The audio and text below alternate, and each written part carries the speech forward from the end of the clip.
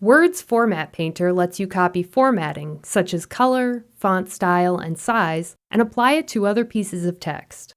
In this example, I've already formatted this text using a specific font, color, and font size.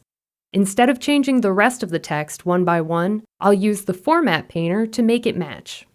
To use the Format Painter, select the text with the formatting you want to copy. Then, from the Home tab, click the Format Painter button.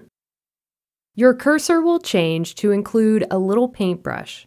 Just click to select the text you want to format, and the new formatting will be applied. You can leave the Format Painter on by giving it 2 rapid clicks. This will let you copy formatting to multiple lines of text. Just continue selecting the text you'd like to format.